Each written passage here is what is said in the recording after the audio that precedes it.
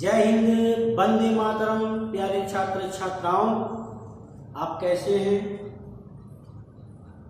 उम्मीद करते हैं कि आप घर पे होंगे, सुरक्षित होंगे, स्वस्थ होंगे। आज हम कक्षा 8 में पढ़ने वाले प्यारे छात्र छात्राओं के लिए उनके पुस्तक मंजरी, जो हिंदी की बुक है या हिंदी का किताब है, मंजरी के पाठ 12 जिसका शीर्षक है पहरुए सावधान रहना, पाठ को लेकर के आए हैं। इस पाठ के लेखक का नाम है गिरिजा कुमार माथुर। याद रखिएगा, पहरुए सावधान रहना कविता के कौन लेखक हैं? तो गिरिजा कुमार माथुर है, याद रखिएगा। इसके पहले हम एक वीडियो बनाए हैं जिसमें भाग 1 में हम उसको पूरी व्याख्या बताए हैं और गिरिजा कुमार माथुर का जीवन परिचय हम बता चुके हैं। उस वीडियो को देखिए। दूसरा वाला भाग यह है, ये मंजरी पहरुए सावधान रहना भाग 2 इसलिए लिख रहे हैं। एक भाग में लेखक का जीवन परिचय और पहरुए सावधान रहना कविता को हम पढ़े हैं, उसकी व्याख्या बताएं। दूसरे वाले वीडियो में हम इसके प्रश्न अभ्यास को लेकर के आए हैं। इसको हम पूरा हल करेंगे और आपको भी कॉपी और पेन की सहायता से पूरे नोट्स को तैयार करना है और लिखना है कॉपी में।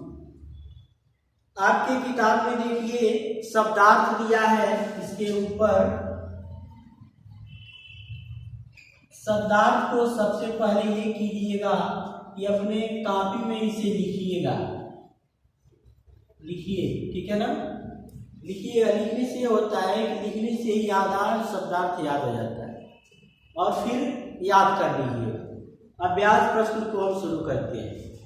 यहाँ दिया है कुछ करने को, अपने किताब में देखिए। यहाँ दिया है कुछ करने को, यदि कुछ करने के लिए कहा गया है इसमें अपने आसपास में रहने वाले किसी सैनिक से मिलकर उसके कार्यों के बारे में साक्षात्कार कीजिए। साक्षात्कार कीजिए या लीजिए। तो सैनिक यदि आपके गांव में या आस पड़ोस या कहीं 1-2 किलोमीटर की एरिया में कोई सैनिक है तो आप उससे जाइए, मुलाकात कीजिए और उससे पूछिए कि आप देश की रक्षा कैसे करते हैं, कितने घंटे ड्यूटी करते हैं, कैसे सोते हैं, कैसे क्या भोजन करते हैं, आपका जीवन कैसे व्यतीत होता है। उनसे आप मिलिए और उनकी बातों को सुनिए। साक्षात्कार का मतलब होता है उनसे पूछताछ करना, साक्षात उनसे रूबरू होकर के उनके बारे में पूरा जानकारी प्राप्त करना। इसे इंटरव्यू भी कहते हैं, ठीक है? तो मिलिए। दूसरा देखिए, देश प्रेम के इस गीत को कक्षा में 5-5 की समूह बनाकर प्रस्तुत कीजिए और देखिए कि किस समूह की प्रस्तुति बहुत अच्छी रही है, ठीक है? तो 5-5 के समूह में आपको क्लास चलता तो उसमें हम आपसे इस गीत को गवाते या कविता को गवाते तो और अच्छा लगता, लेकिन स्कूल कोविड-19 महामारी की वजह से बंद चल रहा है, तो आप घर पे भी अभ्यास कर सकते हैं। दी गई पंक्तियों के आधार पर कविता को आगे बढ़ाइए। सुनो सुनो हे भाई बहना, हरदम तुम सावधान रहना। और आगे 2 पंक्ति आप चाहे तो कोई भी जोड़ सकते हैं। सुनो सुनो हे भाई बहना, हरदम सावधान तुम रहना, आपस में कभी न लड़ना झगड़ना, प्रेम मिलाप से जीवन व्यतीत करना।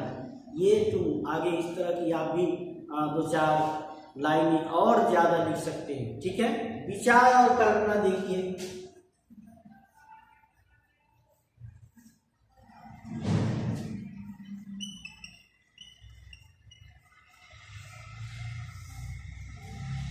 पहला देखिए, नए युग की पतवार किनके हाथों में है? तो नए युग की पतवार युवाओं के हाथों में है। पतवार का मतलब क्या होता है? नाव को जो खेलने वाला होता है ना, नाव, पतवार।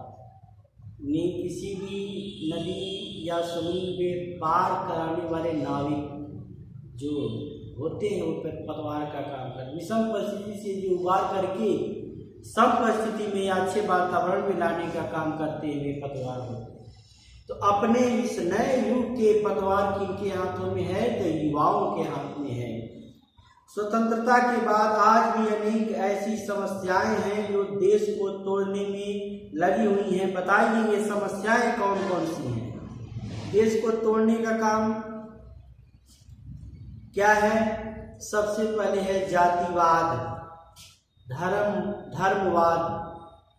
लोग कहते हैं कि मैं इस जाति का हूँ, इस जाति के लोगों का उद्धार होना चाहिए। कोई कहता है कि मैं अन्य पिछड़ा वर्ग का हूँ, मेरा उद्धार होना चाहिए। कोई अनुसूचित है तो कहता है कि मेरे जाति वर्ग के लोगों का उद्धार होना चाहिए। कोई हिंदू है, कोई मुस्लिम है, कोई सिख है, ईसाई है, सभी आपस में अपने अपने धर्म को बढ़ावा देने की बात करते हैं। ठीक है। क्षेत्रवाद, कोई अपने गांव में रहता है तो गांव के लोगों का पक्ष लेता है, कोई शहर में रहता है तो शहर के लोगों का पक्ष लेता है। कोई अनपढ़ है तो उसे किनारा कर दिया जाता है और पढ़ने वाले लोगों का एक समूह बन जाता है, अनपढ़ का एक अलग समूह बन जाता है। इस तरह से अनेक प्रकार की बातें अपने देश में देखने को मिलती हैं। इसे खत्म करना होगा, तभी हम एकता के सूत्र में बच सकते हैं, वसुधैव कुटुंबकम को अपने जीवन में लागू कर सकते हैं। आप इनको सुलझाने में क्या सहयोग दे सकते हैं? आप इसमें क्या सहयोग देंगे? आप कभी भी जातिवाद की बात नहीं करेंगे। ऐसा नहीं करेंगे कि वो मुसलमान है, ये हिंदू है, ये सिख है, ईसाई है।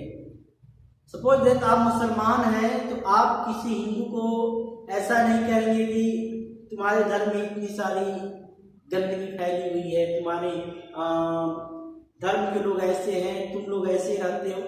कोई कमी नहीं बताना है, सभी धर्म समान है देखा जाए तो। और कोई हिंदू वर्ग का है, वो मुसलमान वर्ग के छात्रों को या छात्राओं को या व्यक्तियों को ऐसे नहीं कहेंगे कि आप मुसलमान हो, आप लोग का धर्म मुझे अच्छा नहीं लगता है, आपके कपड़े अच्छे लगते हैं, इस तरह की बात नहीं कहना है।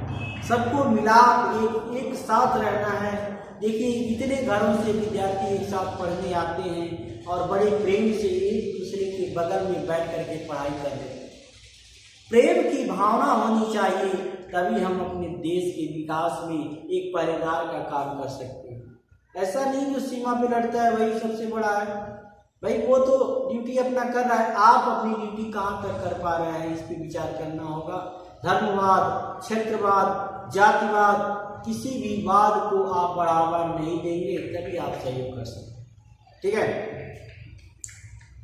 इस तरह देखिए हमें अपने जीवन में कई चीज़ों से सावधान रहने के लिए कहा गया है। सोचकर लिखिए आपको किन किन बातों के प्रति सावधान रहने को कहा गया है। बहुत सारी बातें इसमें हम बताए हैं कि कई चीज़ों से सावधान रहना है। पहले तो झूठ नहीं बोलना है, दूसरे को उपेक्षित नहीं करना है, किसी की बुराई नहीं करना है, ठीक है ना, किसी को गाली नहीं देना है, किसी को अपशब्द नहीं बोलना है, आप नम्रता का व्यवहार करेंगे, किसी का सहयोग करेंगे, जरूरतमंद को कुछ मदद करेंगे, ये सब बातें आपके अंदर होनी चाहिए। अब देखिए कविता से ये इम्पोर्टेंट है। कविता देखिए, जीत की रात से कवि का क्या तात्पर्य है। पहला है इसका क्वेश्चन, जीत की रात से क्या कवि का तात्पर्य है।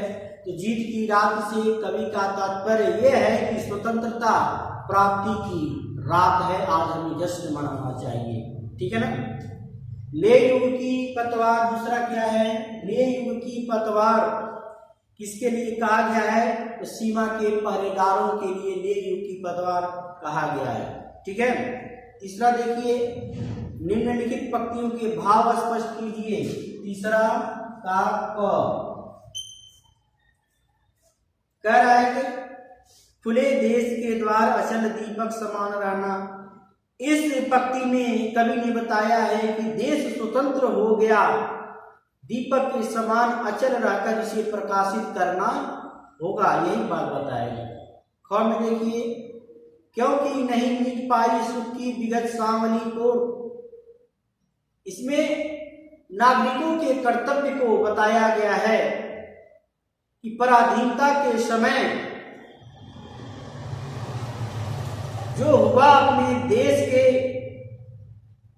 लोगों के लिए शोषण का काम हुआ, असम हानि दूर नहीं हो पाई, तो इस पे हमको विचार करना है। ये पराधीनता के समय जो भी देश का शोषण तथा अभाव और हानि दूर नहीं हो पाई, इस बात को इसमें बताया गया है। ले युग की पतवार बने या मुझ महान रहना, समुद्र के समान महान बनकर नए युग के स्वतंत्र देश का मार्गदर्शन करना होगा, तभी हम इसमें अपने देश के प्रति पहरेदार का काम कर सकते हैं। कवि पहरुओं को सावधान रहने के लिए क्यों कह रहा है? कवि पहरुओं या पहरेदारों को सावधान रहने के लिए इसलिए कह रहा है कि क्योंकि ये अपना देश स्वतंत्र है, स्वतंत्र रहना चाहिए, दूसरे के पीर हाथों में ये स्वतंत्रता नहीं जानी चाहिए। सजग रहने की बात, कर्मरत रहने की बात इसमें बताया गया।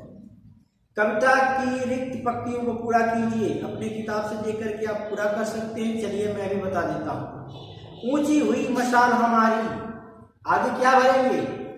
आगे कठिन डगर है। शत्रु हट गया लेकिन उसकी, क्या भरेंगे इसमें?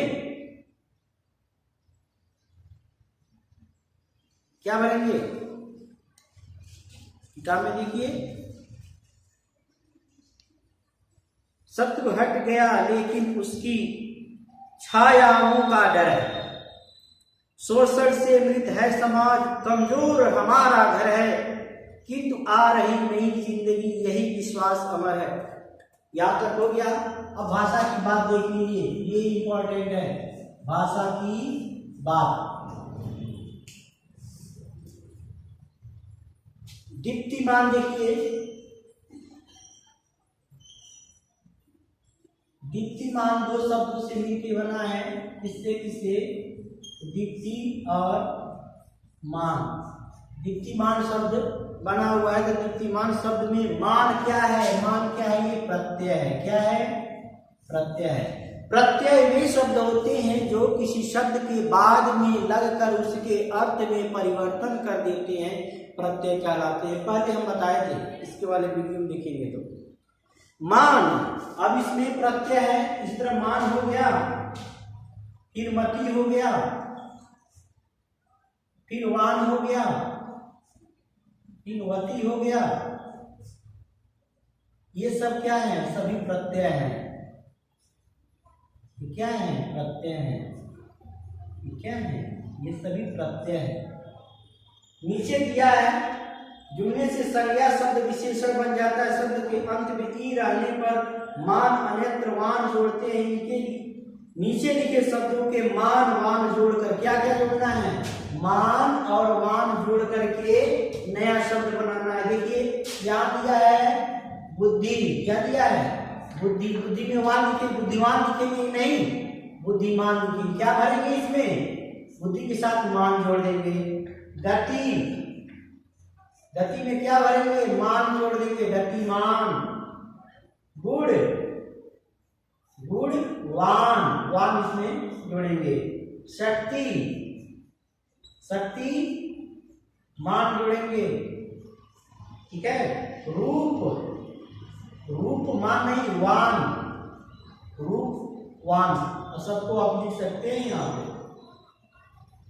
बुद्धिमान, गतिमान, गुणवान, शक्तिमान, रूपवान, ये आपका अभ्यास प्रश्न था जिसको हम सॉल्व करा दिए हैं। अगले वाली वीडियो का इंतजार कीजिए और मन लगा कर पढ़ाई कीजिए।